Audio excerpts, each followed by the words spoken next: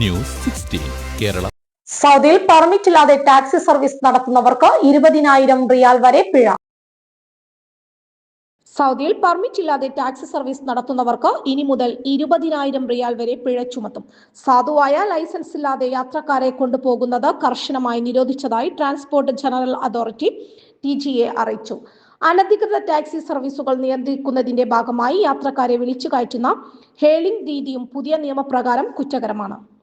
യാത്രക്കാരെ വിളിക്കുക, അവരെ വാഹനത്തിൽ കയറാൻ പ്രേരിപ്പിക്കുക, അവരെ പിന്തുടരുകയോ തടയുകയോ ചെയ്യുക, യാത്രക്കാരുള്ള പ്രദേശങ്ങളിൽ ഒത്തുകൂടുക അല്ലെങ്കിൽ യാത്രക്കാരെ ലഭിക്കുന്നതിനായി കറങ്ങി നടക്കുക തുടങ്ങിയ അനധികൃത റോഡ് ഗതാഗത പ്രവർത്തനങ്ങളിൽ ഏർപ്പെടുന്നത് കർശനമായി നിരോധിച്ചിട്ടുണ്ടെന്ന് നിയമം വ്യവസ്ഥ ചെയ്യുന്നു.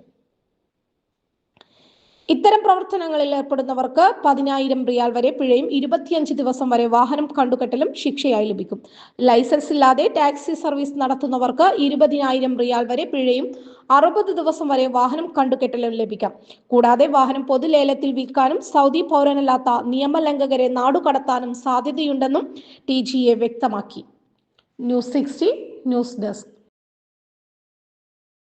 പക്ഷമില്ല, വിവേചനമില്ല. നേരിനൊപ്പം, നാടിനൊപ്പം, നാട്ടുകാർക്കൊപ്പം. News 16 Kerala channel.